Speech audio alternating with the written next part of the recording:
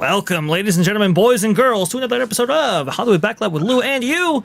My name is VashSky. Is going to be your host for this evening's here, or evening, afternoon, morning. I don't even know what we're doing. Oh, Lou, time is an illusion. Lunchtime doubly so.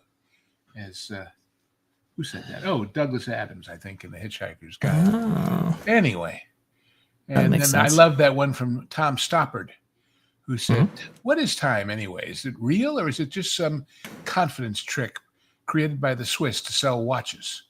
I love that. That's fantastic. Yeah. Let's see here. Sorry, guys, getting the chat all open. See, Either way, it's slipping into the future, right? So here we are. Into the future. There you go. I forgot about that song.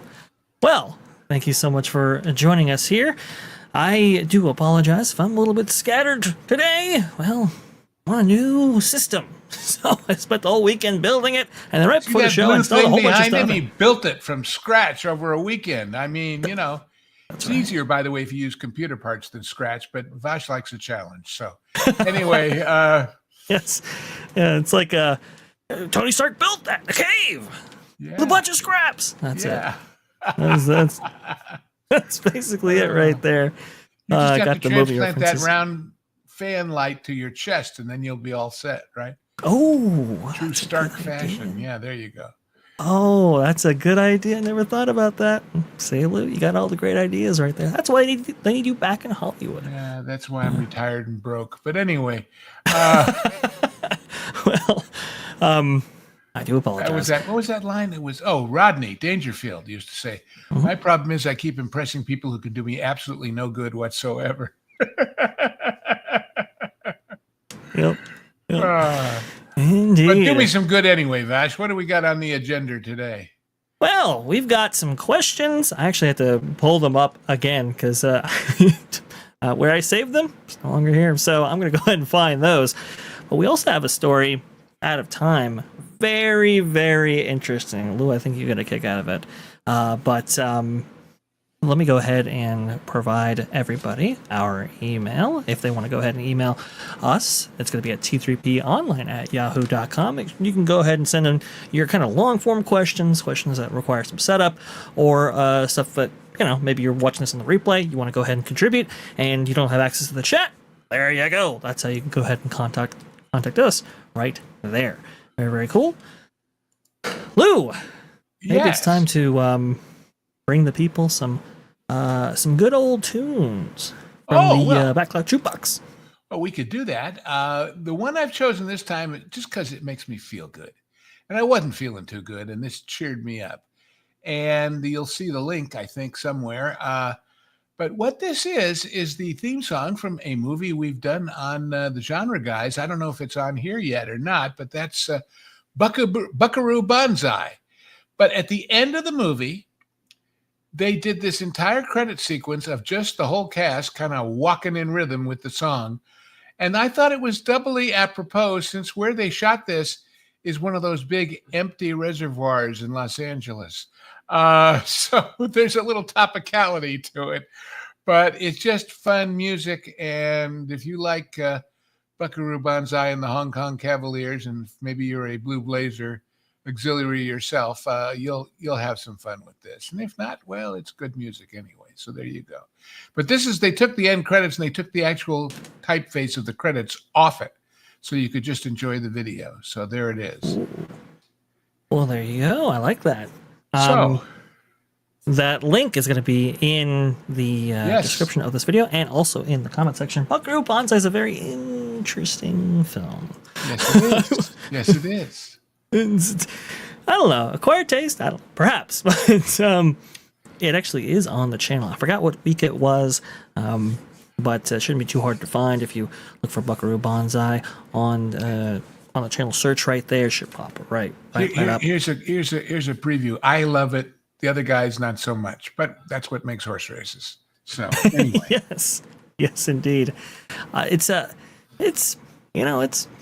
something. It's something. But definitely, it's kind of like the Last Starfighter. Definitely made at a time, made in an era, which is like, you can't replicate it now. I think that's what you said about Last Starfighter as well. Like, if they Yeah. were to remake Yeah. this, just Yeah. wouldn't work. And it's interesting. You see over there's an interview with Peter Weller in the list. When I brought it up, there was an interview with John Lithgow about his part. And he talked about how when he first got the script, he said, come on, get out of here. This is ridiculous. But they talked to him and talked to him and talked to him. And finally, when he decided on this Italian accent, apparently there was either a barber or a prop guy at MGM who was Italian who he copied the accent from. So anyway, a lot of interesting backstory on this movie. But it's just fun. It's just plain fun. And, give it a try if you've never seen it, but at the very least, enjoy the music. Anyway, that's our jukebox of the day. And like I said, sort of topical because of where they shot this scene in the big empty reservoir right there in the middle of the valley, which is there really, that one really never is filled. It's there as a catch basin so that when the other ones overflow, if there's a big rain, which happens occasionally, it'll stop all that water from running right into the LA River and causing more problems. So, and yes, if you've ever LA driven River by that intersection of the 101 and the Ventura, you've seen this. So, okay, there's a big park behind it too, with a lot of fun stuff, archery ranges and soccer fields, and I forget what else, but county park, picnic grounds, that sort of thing. That's fantastic.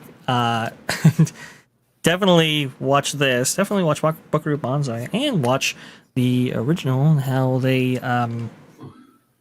mixed in the credits with this sequence. It's always kind of a fun time right there because you wouldn't necessarily do it now. Anyway. Right. Next. Next on the agenda, speaking of LA, speaking of rain, speaking of all these things and productions, I had to bring this article to you, because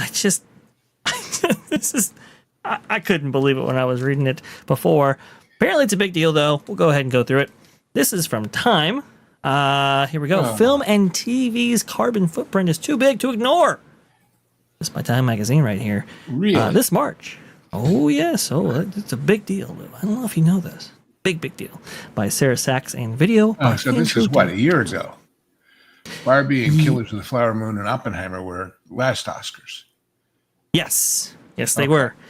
This March, movies like Oppenheimer, Barbie, and Killers of the Flower Moon will battle it out at the Oscars, competing for the film industry's highest Academy Awards. While the main focus is on the movies that will bring home the most awards for artistic and technical merit, behind the curtains is a growing movement within the film industry that's vying for a different kind of impact, reducing filmmaking's carbon and waste footprint. Every year, the global entertainment industry generates millions of metric tons of CO2, depending on the size of the production. Movies can emit, on average, between 391 metric tons for a small film and up to 3,370 metric tons of if I CO2 could point equivalents for out, large. if the film is a success, much more will be generated by people driving to the theater to go see it. That's a good point. And I might point out that probably from this fire, or these series of fires that are going on in Southern California, they're probably generating more than all the coal plants in China for a day. That's also a good point. I just believe in perspective. That's all. The Environmental Media Association. For large tempo productions such as Oppenheimer or Barbie, that's equivalent to powering 656 homes for a year. And for people working in the industry, the climate effects are concerning. In 2021, the Producers Guild of America issued an industry-wide call for a transition to clean energy. Quote, climate change is impacting our productions, our health, and our safety, and filming locations are being irreparably damaged by increased pollution. Wildfires, well, that would be a big deal next year. Floods, storms, and droughts, they wrote. The sustainability measures currently being taken in our industry are sporadic and wholly inadequate to meet the current level of threat. And apparently they put together a series of environmental groups in order to regulate the industry, at least provide some feedback on it. We'll go ahead and go through some of that. Lou, your initial thoughts on all this? Bullshit. Is that Russian? Well, yes, that's right. It is. Yes. Okay. Sustainability because they used cardboard instead of wood. I see. Okay. Mm-hmm. Cardboard is made from wood pulp. So Paper. you're still chopping down trees Right. and using some sort of chemical to bind it together and maybe even to waterproof it. And look, the very first article I wrote for That Park Place, if you go way back, you'll find it, was about lead time and about how things that you see now are 3, 4, 5 years old from their inception. Well, the same is true for politics and for socio-economic trends and for, well, look at how everybody but Disney, is saying, oh, you know that DEI thing that we were also impressed by? Well, not so much. You remember that ESG thing? Well, not so much, except for a couple of companies that are just adamant and that are alienating their audiences. Let me tell you something. It doesn't matter what kind of fuel you use or what kind of emissions you make if nobody pays the bills. And if you spend $300, $400, $500 million on a stinker that you had to rewrite 17 times while you were making it, it really doesn't matter. And by the way, the more you mismanage production that way, the more retakes you do, the more production, then according to this article, the worse you are as far as being an emitter of bad stuff. Correct. So, you know, how do you make productions more sustainable? Shoot them once because you're ready. I mentioned that in the course of exploring for the genre guys, the movie Escape from New York, that they spent 6 years getting the script ready before they actually shot the movie. Funny how that makes it better. You know, so yeah, they had pyro and all kinds of stuff happening as far as emissions or whatever. But when you start and then finish and then, oh yeah, saved, you know, sustainability practices, how do they figure it saved cost? Obviously, it was cost that they decided to spend on other things. Yeah, well, it was self-reported, you see, so I don't even know, like, how you get accurate numbers. I think the article even goes into that just a little bit. Examples of small changes abound. The Peasants, an animated film from the Oscar-nominated team behind 2017's Loving Vincent, used cardboard to create on-site sets rather than wood. Cardboard is more climate-friendly. Wait, an animated film. I don't remember the movie, but cardboard. Yeah, okay. I just think it's navel-gazing, virtue signaling nonsense. That's what I think. Others may disagree. You're entitled to. But that's my take on all of this. I don't necessarily disagree. However, Sam Spurgeon in our chat said, "How many trees has time killed printing nonsense like this?" That's a good point. And somebody else said, imagine Gone with the Wind, the fire with cardboard sets. Well, you know, it's funny, Citizen 420 Zen, but they were actually recycling a bunch of other sets when they burned those down. I don't know if you know this. There's a great documentary that Turner did on the making of Gone with the Wind that shows it. But that scene of Atlanta burning and the buckboard driving by with stand-ins for Clark and Vivian, that's actually the Great Wall from King Kong with some extra little Victorian bric-a-brac on it to make it look like antebellum Atlanta. So that's recycling too, isn't it? I suppose it is. Yeah, but King Kong Wall is burned in Gone with the Wind, Ken. You're right about how if you go back into production, like on reshoots, for example, there's all kinds of waste, not just environmental waste, but certainly creative waste, creative energy waste, energy. We only have so many years of life, and we just wasted an extra one reshooting this bad movie. That kind of waste is true too. That's the bigger issue. But even Disney, though, I mean, if they want to, raise their ESG score there, maybe they should think about not having to reshoot 3-4 times for a film. That explains why they put all that Etsy and online art in the gift shop at the Haunted Mansion, right? Rather than create their own. That's a good point right there. They were recycling. Right, they were lessening their impact environmentally. That's a good point right there. While the industry is still trying to figure out the true extent of its climate impact, fantastic. You just told us that apparently it's a big impact, but we don't really know. That hasn't slowed down efforts to go green. There is an increased focus on this from a corporate and industry perspective, says Reed. There's a lot of innovation going on. For example, Disney, Netflix, and RMI are working together to develop clean mobile power solutions to replace diesel generators. Right. In New York. Right. Then when they fail, they're going to have to get a diesel out to charge them, right? Yeah, exactly. That's a good point right there. In New York, a group of stakeholders has helped to make renewable diesel made from cooking oils, fats, and soybean oil. Been around a long time, that's for sure.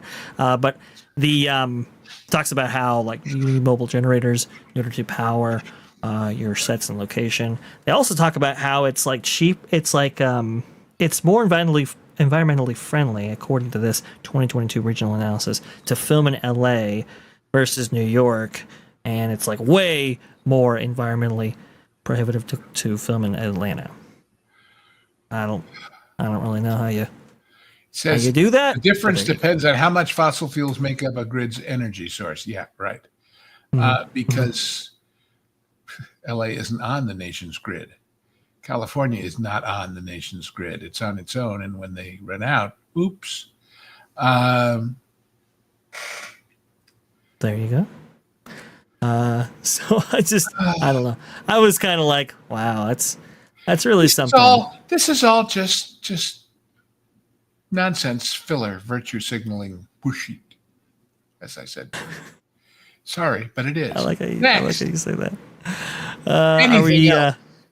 Absolutely. Are we counting Sherman's March carbon footprint for Atlanta? There you go. I like the way you think. Absolutely.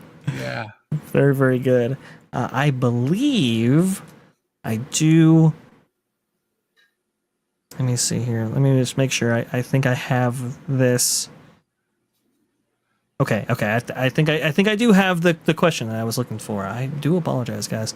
Let me go ahead and get this one on screen. You have nothing to apologize for. I'll tell you when you have something to apologize for. Whoa. Okay. Yes, sir. All right. Well, here we go. A cold day in Hollywood. This was a question provided by Karen Owen. Another recent show led to a question that might be of interest for a future Backlot show. On January 25th, 1953, June Lockhart was substituting for Fran Allison. I believe that was the puppet show that was in the that was Kukla, Fran, and Ollie. Okay, that's what. Right. All right. She mentioned a strike in New York. We thought that might be a strike of Broadway actors. There was no Broadway strike at the time, but the SAG-AFTRA website said that there was a SAG strike in late 1952 and early 1953 over the issue of pay, conditions, and residuals for filmed TV commercials. It probably wasn't SAG or AFTRA. There was a separate union for live TV at that time. There were all these different unions, and they didn't all unify until much later. So that might have been how that happened. I don't know for sure. But, that show, as much as it was scripted, was partially ad-libbing anyway. And the only reason we have some kinescopes of it is because they recorded a few. So I don't know. What I don't know is why she was substituting for Fran. So, right. We wondered how KFO and other TV shows would continue during the SAG strike, or did that just prevent actors from filming commercials? See, because there was no SAG-AFTRA then. They were two separate unions. Right. Separate. So AFTRA, by the way, stands for American Federation of Television and Radio Artists, in case you didn't know.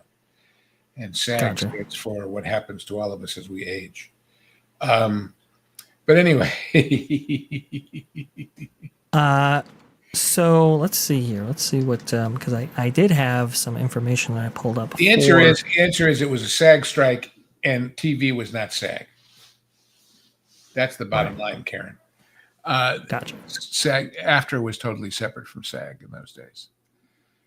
Now, I believe, though, the the person who led the strike that was featured, at least at that time period, I think maybe it was Ronald Reagan. Yes, it was. And I think the issue of residuals is very interesting. Lou, I know Yeah. you wanted to talk about Oh, yeah. We were residuals and going what to they talk were. about explaining. Everybody uses the word.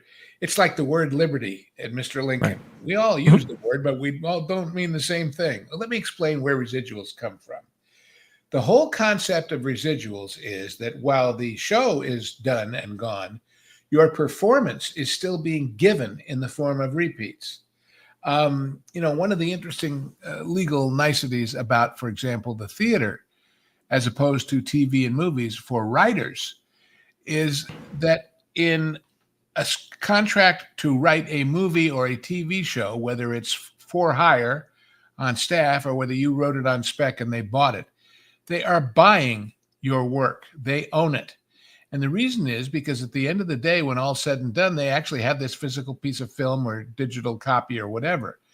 Stage, that doesn't happen. You can run for 2,000 performances on Broadway, but when the show closes, it vaporizes and disappears. And it might be being done somewhere else at the same time. So the only thing that perpetuates is the actual script, and that is owned in perpetuity, or at least the length of copyright, by the author. And therefore, a contract to sell a TV or movie is a sales contract. A contract to put on a play or a musical is a lease. You are leasing the rights to perform it for a certain period of time. Well, this gets into residuals because if you've given your performance, but they're still using it, it kind of falls into that leasey area. And that's where residuals came from, was the idea that something that you did is still providing value in a new way to the people that paid you, and therefore you should get some slice of that. So that's where residuals come from. Now, at the beginning, they were pretty limited. It was like the first 4 or 5 replays or 6 replays. I forget what the number was, but then it was over. Now it's longer, but that's all about negotiation. But once they gave it, that opened the door to all the variations that have come since. But that's why residuals were invented, or it's broadly in the law, the term is ancillary rights. For example, I know of a producer writer who wrote Auntie Mame, the play, which then became the musical, which then became the movie of the musical. But when the movie musical came back to the stage, they weren't covered because it had gone through so many steps away from the original that they weren't involved with it anymore. So there've been all these variations on this over the years. And yes, you're right. Ronald Reagan led the SAG fight to get residuals on the grounds that, again, our performances are being used again. And anyway. Does that cover Rachel Zegler's use of her likeness when it comes to, replays of Snow White? Because she was in the dress, you see, every single day. So she's really got to get something for all that. Again, there are also contracts, depends on the contract.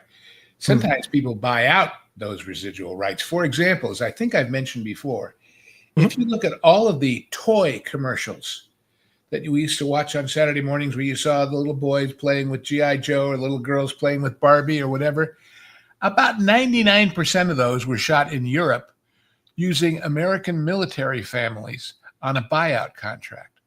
So they wouldn't have to pay residuals. We'll pay you once, we'll shoot your kids, you'll have a good time, and you don't get paid anymore. So a lot of that happens in various places, but it's a question of where the guild has or has not got jurisdiction. So anyway, there's the whole thing. The SWG struck the Alliance of Television and Film Producers for 13 weeks. Gains included the first residuals for reuse of made-for-television product, with payments for up to 5 rerun separation of rights in television, a form of contractual copyright, sequel payments in television for creators of original works, a prohibition of speculative writing in television, control of credits in television, minimum compensation, and non-exclusive reversion of television rights. Well, and it can get really crazy. It can get really, really crazy. Because among other things, if you make the pilot of a series that goes on to some sort of success, you're going to get paid forever, even if you never do another one. because you are one of the creators of it. I used to know a guy who was a very successful sitcom director in this country who in his early days directed the soap opera Santa Barbara.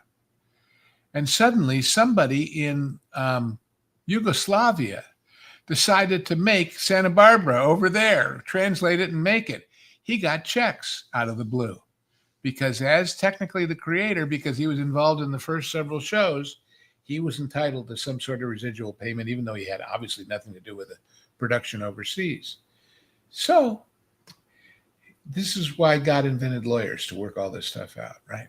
Let's see if we can things in there. Yeah, Billy Wilder. Who else? Let's see. John Frankenheimer, Frank Capra. A lot of good people in there. But the Writers Guild. The Screen Actors Guild. I will never forget going to a Writers Guild union meeting, strike meeting, and seeing about a 20-something-year-old girl who probably took her Mercedes over there to the hotel to go to the meeting, getting up and saying that she was like John L. Lewis, who was the head of the miners' unions back in the 30s. It's not quite the same thing. And then when you get into the Directors Guild, there is an issue of how much you are an employee and how much you are a manager, because you are arranging budgets and scheduling people and signing people in and signing people out. Art and unions don't go together too well. And so it gets muddy around the edges. I'll just say that and leave it at that. Muddy around the edges. Muddy around the edges, yes. All right. Let's see here. Karen Owen, who actually wrote in that question, says, friend Allison was in California, at Chicago on the day of that episode.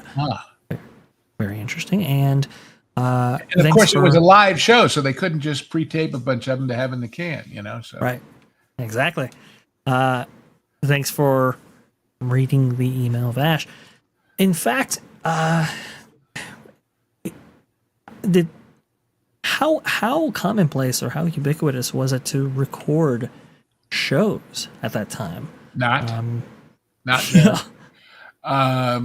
if you did, it was kinescope. And for those who don't understand, kinescope is basically a 16 millimeter movie camera aiming at a little tiny black and white screen that is synced up to 24 frames instead of the 30 frames that is television, so that you don't have a lot of flicker.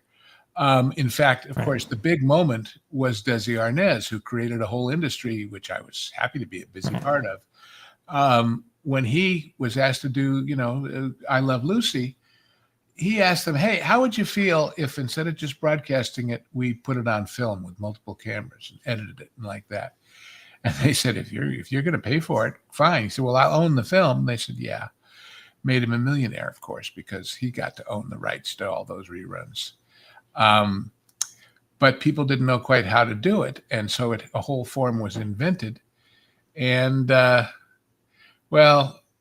was personally very involved in that form of television. And so I don't want to go too much further because it gets a little too personal. But it was an interesting transition from live TV to multi-camera filmed, especially sitcoms.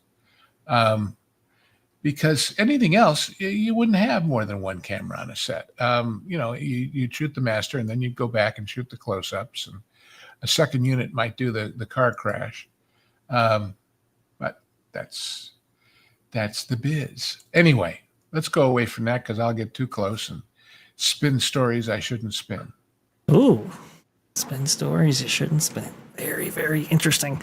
The kinescope stuff is fascinating crude, but it's interesting to watch, and it's in some cases the only thing we've got. And of course, that's not the only stuff that disappeared. Remember that all film in the original days was what's called nitrate. Nitrate, as in nitroglycerin.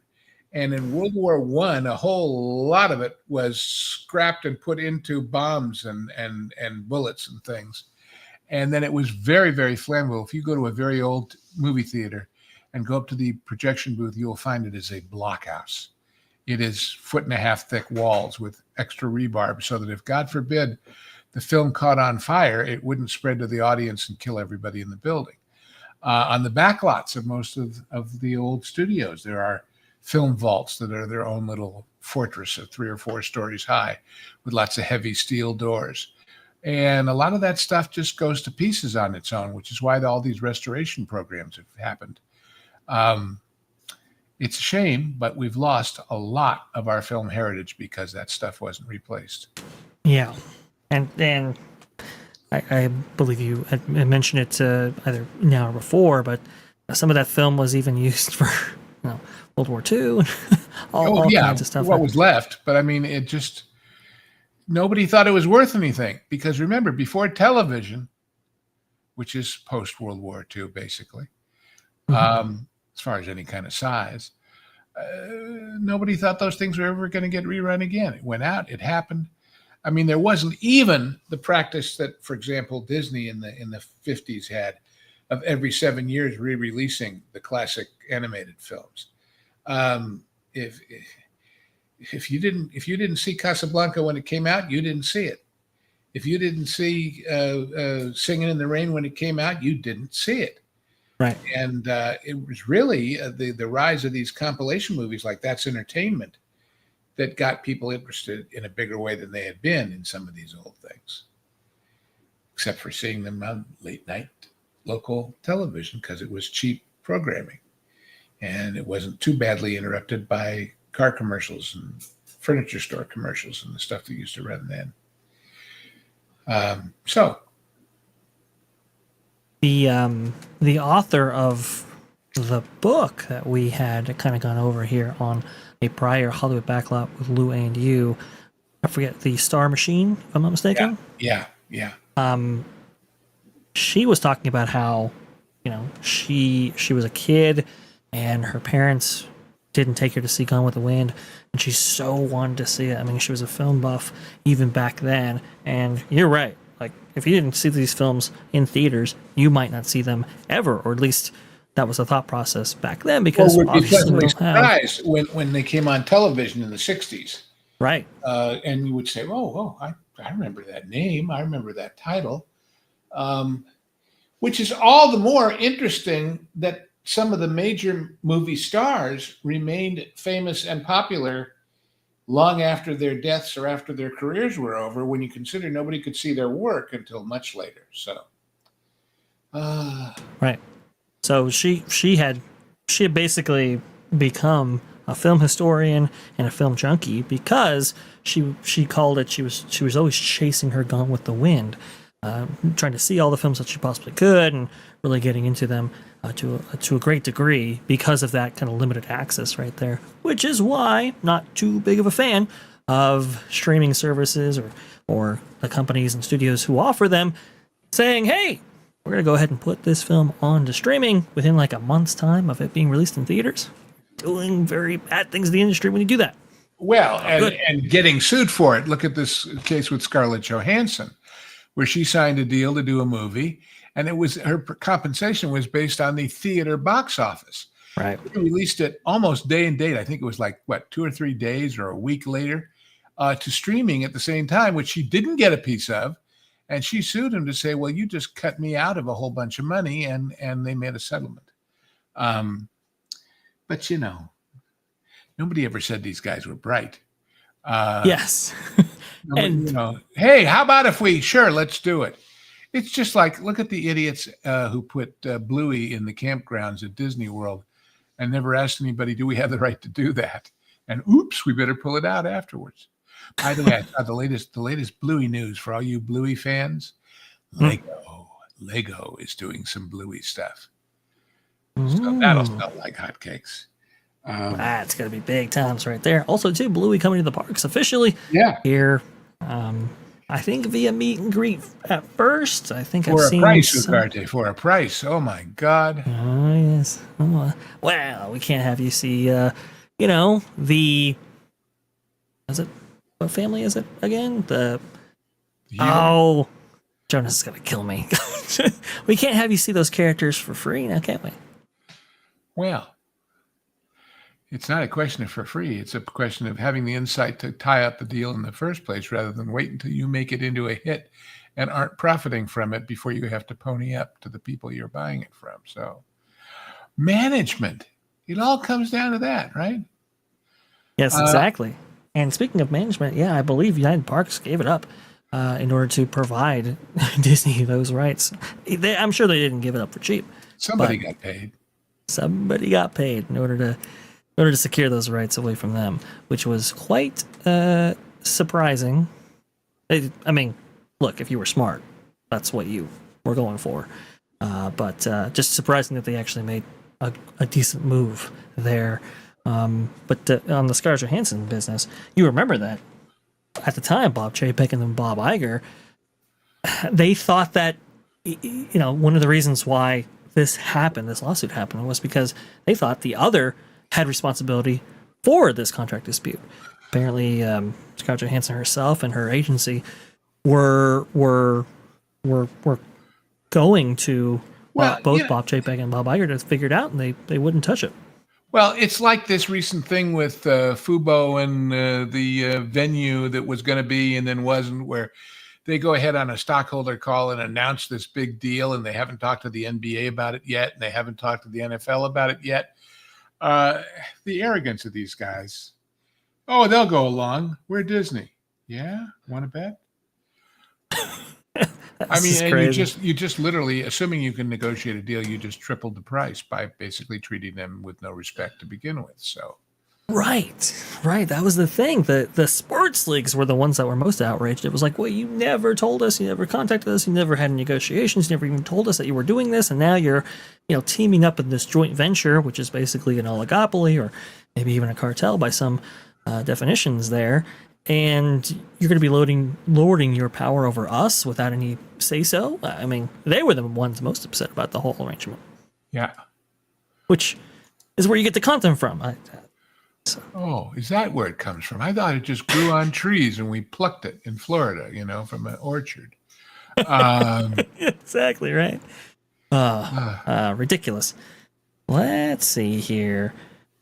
There is something I want to bring to your attention, Lou, because a lot of people are talking about this, and I know Pro just about barreled over when when discussing it on his show when the numbers were first revealed.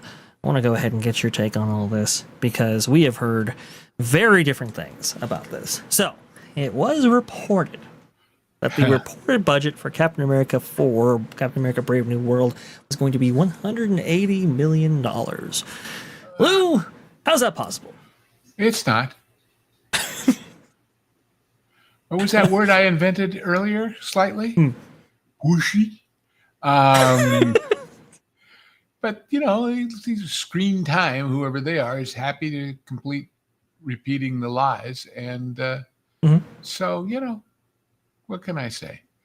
I mean, apparently it was people look, how many people in their daily lives, working, paying the rent, putting food on the table, have any clue what $1 billion is, let alone 180 or 300 or 500? Or we just know it's a whole heck of a lot, right? And after that, I mean, you want wait a minute, you want a story that we should talk about it when you talk about money. Wait, let me give you this little link. I don't know if you saw this. I just put this up in our back channel, I guess yesterday or today. Okay. Fortune magazine has decided, after careful speculation, that from New York it is cheaper to go to Paris for a week than it is to Disney World. That has been the case for a little bit now, hasn't it? Yeah, and I mean, but they go into all the details of different variations and different ideas of how to do it. But wow, now where you lose is the airfare. Of course, is enormously bigger to go to France. But after that, everything starts going the other way. The parks are about half as much. Plus, you've got actual real Paris to go explore, rather than an Eiffel Tower model that drink around the world, formerly known as Epcot. But read that article in detail, folks, if you want to see something wild. I think we have a piece to go over on T3PO Live. Yes, I would say Interesting so. enough. I would say so. Oh, yeah. You heard it here first.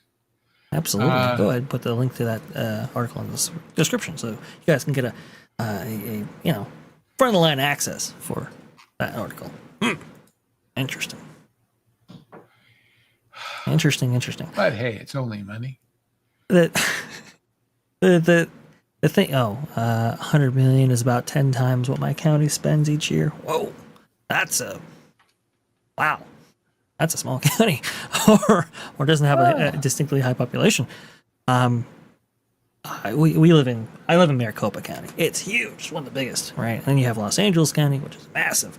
But this right here, to me, is crazy. I mean, we have been hearing multiple reports out of various outlets that they have gone back and reshot. We talked about reshoots. We talked about the environmental impact. We talked Four about times, something like that.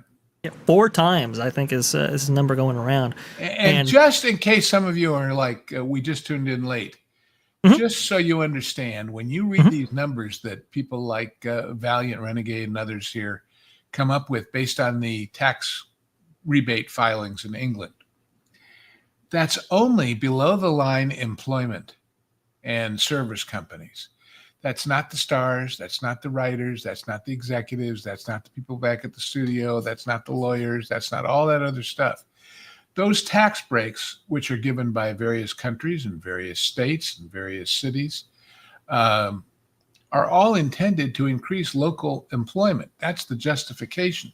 Same justification they give for giving a huge tax rebate or break for building a new stadium or something like that. There has never been such a deal ever that has been proven to be worth its weight in tax revenue overall. In other words, the theory is, well, if we bring them here and we thus have a lot of people working who weren't going to be working otherwise, those people are paying local taxes. Those people are patronizing local stores that are paying local taxes, and it'll all work itself out. It never does. It never, ever does. Funny how that happens, huh? It is funny how that happens. It's very interesting for sure. This is what Lou was talking about right here. So you look at something like this, from Paul Tassi, I believe. Caroline Reed broke this story initially, but this is just one article referencing Disney's crazy amount that they spent on Andor. And remember that when we're talking about these shows for Disney Plus, the revenue stream, although now they have ads, but the revenue stream primarily is getting people to subscribe to that channel and pay for it on a regular basis. Right. So it's even harder to quantify the results. Let's just put it this way. Please. When it comes to streaming in general and Disney Plus in particular, individual programs, any one program, have been more responsible for people saying that's it and turning it off and stopping their subscriptions than they have for people saying, oh, I got to see that. Let me join up. I think that's a fair statement to make. And people have said, well, how come that isn't true of other platforms? The one that most often gets brought up is Netflix, which has made some astoundingly stinker moves in the past too. What was that Cuties thing and a bunch of other stuff? The answer is they've got such a huge, wide-ranging choice of things to watch that you're not going to, you may be mad, but you're not going to quit the whole thing for one show's mistake. But on Disney, well, wait a minute. Somebody put up in our back chat that they're doing something in an ad for Disney Plus. Where was it? Please, if you have it. Wait, let me find it here. It was somebody just put this up the last day or two. An ad for Disney Plus for something called The Secret Lives of Mormon Wives. And I'm going, oh, well, that's Disney Plus material. And it's a Disney Plus. Come to us for the classics and all the great new stuff. And I'm going, yeah, well, that certainly sounds classic to me. Well, I mean, it is, I guess, cheaper to film something like that. Well, but I don't know. Let's see. Here it is. Let's see. Please. Wait a minute. Let's see. I found it. You got it? Oh, there it is. There it is. Let's go ahead and take a look at what we got But right notice here. it says Disney Plus CAA sponsored. Rediscover the classics, find new favorites, stream all these stories and more on Disney Plus and its related entities. Oh, and then what's the subtitle? I didn't see that till I blew it up. They're the talk, T-O-K, like in TikTok of the town. Oh, I see. Well, then, by all means. Sorry, I had to locate it myself, actually. Here you go, right there. That's what we got. Rediscover the classics, find new favorites, stream all the stories and more on Disney Plus, like The Secret Lives of Mormon Lives. They're the talk, T-O-K, like we mentioned, of the town. You know, and this is all an effort, I think, in order to reduce their production costs on their content. I mean, their content costs are just absolutely wild. You can't have a $645 million show like Andor and have it watched as much or maybe even less than this show, right? So this show is probably a tiny fraction of that budget likely, and even though it might get the same views, you have spent far less in order to generate and by the way, talking about audiences turning things off, wonder how many Disney Plus subscriptions are going to sell in Utah now. That's a good point. What the hell? It's I really only don't know, actually. one state out of 50, right? Right. Anyway, it just, jeez. And so tone deaf, it's scary. Right. The other thing too, you were mentioning ads and subscribers. So Disney would like you to believe that the majority of our revenue or the majority of people have bought into the ad-based tier of Disney Plus, which is what they desperately need in order to, provide the revenue streams to make Disney Plus profitable quarter after quarter. Well, I think Bob Iger actually, during an earnings call, let it slip that only 30% had actually opted for the ad-based tier. Let me ask just a simple question. Doesn't have to be Disney Plus, has to be anybody. Please. If a programming source, a channel, insults you, ignores you, and abuses you, and basically turns its back on everything that it used to be involved with, are you going to love it and pay it more often if it also adds advertising to that? I mean, let's face it, nobody likes ads, right? They're a necessary evil, but it's not going to be, saying you watch Disney Plus for the ads is like saying you read Playboy for the articles. Right? Yes. So, and then, wait, there was another story that I put up about apparently YouTube is feeding people who they think are using ad blockers hour-long unskippable ads. Ooh. Did you see that one? Wait a minute. Let me see. Here. I did not see that one. That's interesting. Oh God! Here, this. Oh man! You're gonna turn off those ad blockers. We'll show you. How dare you? We'll show you. Goodness gracious! There you go. Let's see. I did not see this one here. Let's take a look at what you got. Oh yeah! Look at that. Android Authority. Frustrated YouTube viewers seek explanation for hour-long unskippable ads. Hour-long.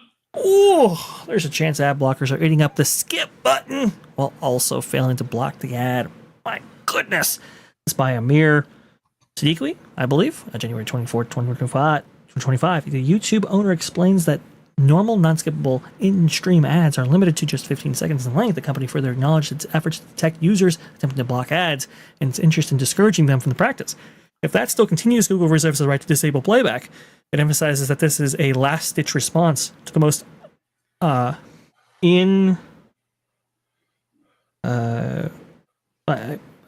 guess they're not happy. Yeah, how dare you not want to watch the crap we put in between? Listen. There was a time when we were all used to advertising because that's the way things were. But the people who made the shows with breaks for the ads at a place that broke the story in a logical place.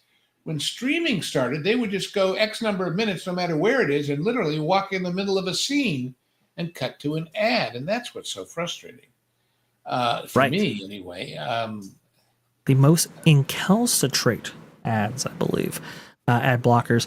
But if that's what it's come to, Google's willing to cut them off. While the company stopped short of directly saying as much, it sure feels like the preposterously long ads we're seeing here are an example of one tool in Google's arsenal for effectively disabling YouTube playback for violators of the And site's let's TLS. assume that works for Google in the sense that I'll show them. Mm-hmm, mm-hmm. If you're the advertiser, how much goodwill with a potential that's customer a are good you going to make by making them watch an hour-long ad for your shit? You must think it doesn't stink. And right. your people, I mean, it's like I will remember you as the people who made me watch an hour or tried to, and I will never spend a dime with you again as long as I live. That's Sure. the kind of positive engagement with potential customers most advertisers are looking for, right? Oh, That's a fair point. It's a fair point. Oh man, that's let that's us not just good say right these there. people have lost touch with the old honey versus vinegar equation, right? About getting people. Yeah. And let's say it's an advertiser whose products you normally like and use. How Mm-hmm. many are going to say, well, that's it for me, goodbye, the same way they've said goodbye to Disney and other companies that do stuff like this, Target, Miller Lite, whatever. There is a very, very true adage in all of advertising that says it is much better to retain a current customer and cheaper than it is to have to find a brand new one. Yep. So if what you're doing is pissing off the people that might be spending money with you now and making them walk away, that's not the secret of success, folks. And when caught on it, like that idiot at the beer company said, well, we don't want those hokey, old-fashioned, stupid people anyway. We want new people. Yeah. Mm-hmm. Yeah, it's that whole thing is just wild to me. You would think that you would want as many people as possible, both existing customers and new customers, but we'll go ahead and trade one for the other. Like you. If I like you, I might spend money with you. Right. If I don't, well, but then as come on, this whole it's all sure got to stop. It's all got to it's coming to a roaring halt. But like I said, time lag is a factor. Right. I mean, I'm looking. Our colleague Marvin, the movie watcher, put up a picture of something called a Dinobot Grimlock popcorn bucket. The first refill is free, $34.99 for a plastic dinosaur-shaped thing to eat your popcorn out of. No. No. Not gonna go for that one, Lou. I think I saw that in our back channels as well. I can't even remember where that was, but wait, here's give you the image, but I mean, it may be swell, and the popcorn might be delicious, but $34. Basically, what's next? Will restaurants start saying, well, you can keep the plate, but it'll be an extra $27.50 on your meal? So you can go home with a plate that says, I don't know, Olive Garden or Chili's or whatever. And I'm going, oh, yeah, I really need that for my collection. Well, the ancillary revenue, though, I think is really interesting. Here you go. Let's see here. Yeah, here we go. The popcorn buckets are a huge deal now. Let's go ahead and get this on screen. For $34? $35? They're big money. And we're seeing a proliferation of this not only in the theme parks but also too at movie theaters themselves, which is really, really interesting. Usually we don't see like take home purchases like this, but we're starting to see that. And when it's value, I mean, for example, when Lorena did her tour of the new Stella Nova the other day, they've got a drink, refillable drink mug thing at the hotel. And they've got those wonderful Coke Freestyle machines with over 150 choices or whatever they've got. And it was interesting. I didn't realize how these things work. They had two versions. They had like a 3-day one and a 4 to 6 day one, depending on how long your stay at the hotel is going to be. They've got an RFID chip in them. And when they sell it to you, they charge it with how many days your buying is worth. And that's how it knows to shut itself off after your 3 days or your 5 days or whatever are up. And it was like $25, But if you were staying at that hotel, and especially since I asked, and she showed me those machines are also out by the pool, and it doesn't work in the parks. It only works at the hotel. Right. But still, you'd get your value out of that, I think, compared to just buying Coke at $5, $6, $7 a pop or whatever they are. But this Red Hulk popcorn bucket. What was the latest that he's in the movie for 5 minutes or something like that? Yes, he's in the movie for like a couple minutes, and they're making a big marketing push. He's in the movie less time than it takes you to eat your popcorn. I just as movies get more expensive, as the margins get tighter, people are looking to secure all types of revenue. For YouTube, it's through advertising partners and making sure that those ads are delivered on time and on schedule. And for theater owners and studios, might be these popcorn buckets. And it brings me back to my theme song, which is buy the damn discs, wait for them to come out on disc, make your own popcorn at home, and tell them, sorry, not playing that game, homie. So, anyway. Right. Well, the only thing that worries me about the future of physical media is if you don't have the players produced anymore. So, well, that's certainly down the road a possibility, but for the time being, I think it's the best you can do. Right. And it's funny about popcorn. I think I sent you. I know I did. This very detailed walkthrough of the Donkey Kong stuff in Japan. Yeah. And those guys from Australia, from what's it called, Review Time, went to the New Fantasy Springs area in Japan. And they liked a whole hell of a lot of it. But then they went to the popcorn stand. And the flavors of popcorn in Japan are not exactly a palate that would please most Americans. I don't care, even if you like sushi, whatever, you're not going to like it was weird, strange, fishy popcorn that just did not sound, and they tried it and said it was so bad, it was the worst popcorn they'd ever had in their lives, but the Japanese are eating it up, which is, yes. Everybody's got their own thing. But all I'm saying is different doesn't make it better or worse. Oh, is that it? The roast beef pop? Well, that's probably okay, but it was another flavor that I don't remember now what it was, but it did not sound good. I heard the roast beef popcorn was really, really bad. Yeah. We have one word for the snack, and it's strong. Well, I remember when they first started coming out with these flavored, what's that company in Pennsylvania that makes the great pretzels? I can't think of it. Anyway, they came out with like a dill pickle pretzel, and it was good. And they had a couple other flavors that were pretty good. But and these by the way, the people who promote these things are the same ones who are going to tell you that everything that you eat is full of evil, artificial preservatives and things that. Yeah, I'm sure.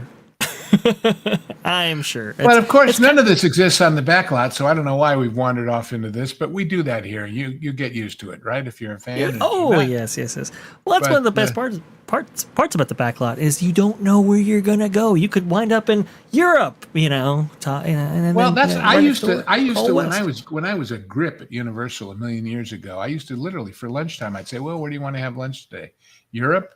The Old West, up on top of the roof of the stage?" You just went wherever you felt like it because the lot was relatively unbusy in those evening hours. I was on what they called it the night shift, but it really wasn't night. It was like you came on at 2 or 3 in the afternoon and worked your 8 or 9 hours with lunch. But anyway, as I've told the story, I mean, what we would do is, as a gang of grips, is come on, and a hotel room that day had been used on Colombo, let's say.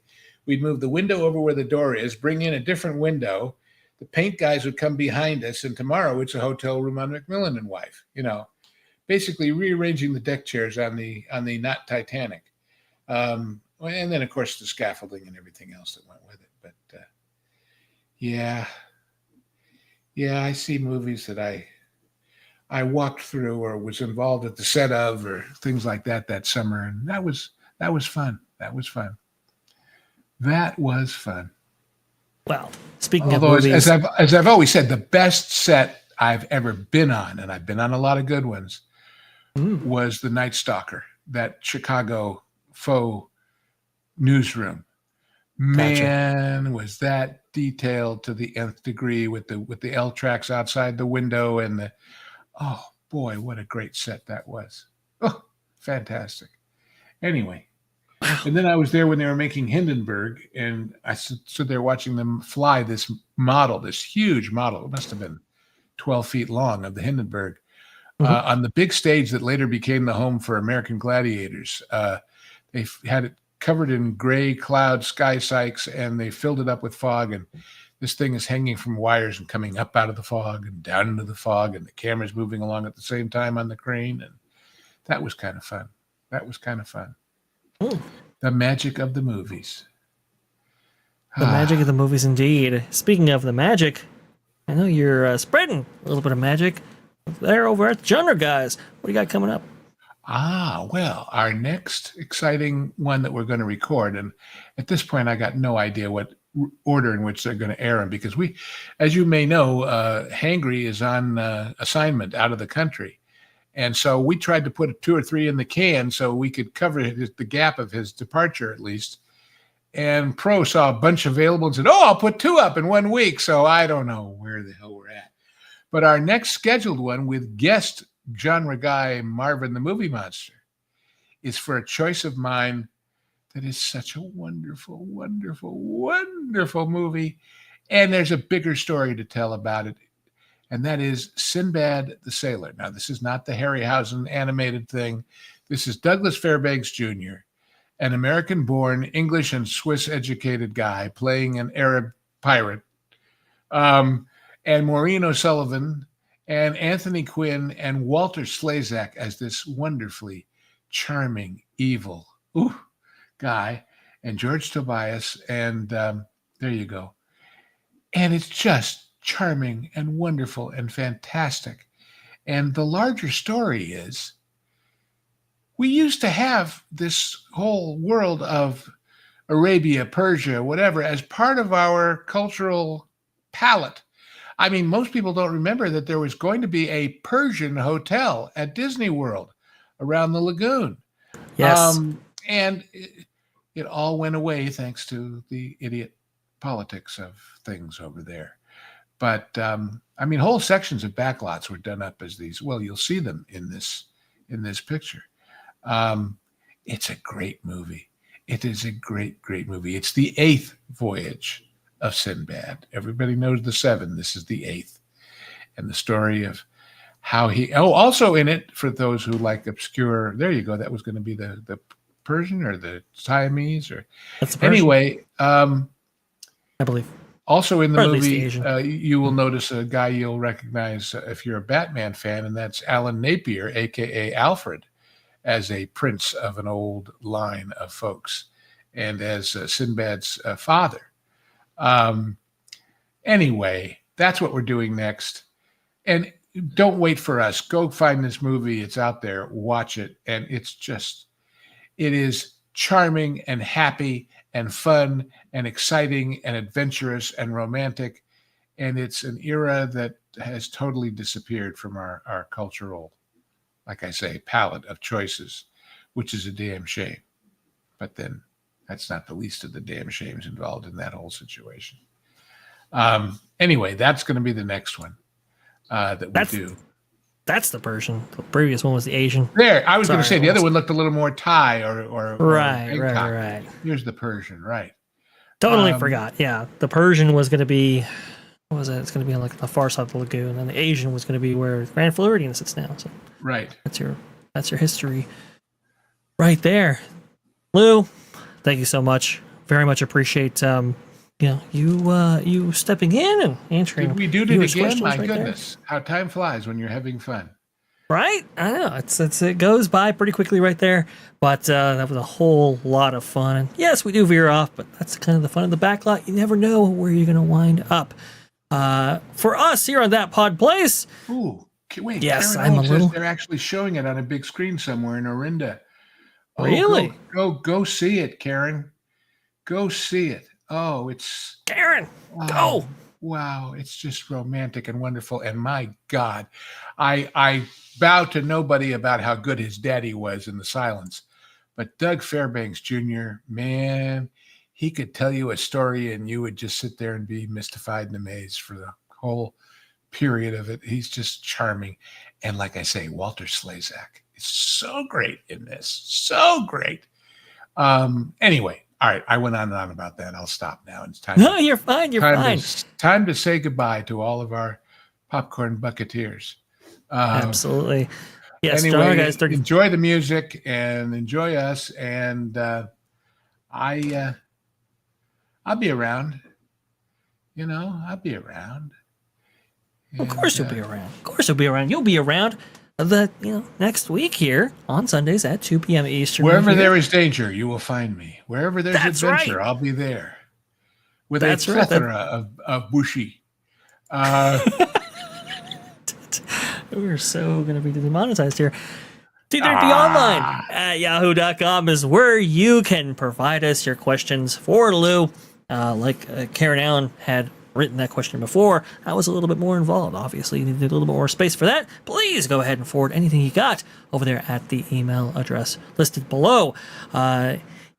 Yes, it is giving me messages. Should I be looking at that, Tom? Okay, I'll look at it real fast, Tom. Look at it real fast. Here we go. I was just able to log into Twitter because, like I said, it's a brand new computer. I had to do everything here. Oh. I see. Well, thank you, Tom F, for modding for us in the chat. Very much appreciate that, keeping it all orderly and so forth. Very much appreciate your support in that regard. If you want to go ahead and support our channel, well, go ahead and subscribe. We're putting out content. We're going to get back to putting it out very, very regularly, but we have 2-3PO live on Thursdays at 4 p.m. Eastern. And of course, Hollywood Backlot with Lou and you every single Sunday at 2 p.m. Eastern. So there you go. If you haven't liked this video, please like this video. If you haven't hit the subscribe button, like I said, hit the subscribe button. What are you doing? What's stopping you? Very much appreciate that as well. Tell no one. Exactly. Right. You are sworn to secrecy. As Juliet mentioned right there, trust me, we'll get back to uploading Genre Guys and all of the content here very, very shortly. I didn't count on this, but I can count on you. Thank you so much, and we will see you next week.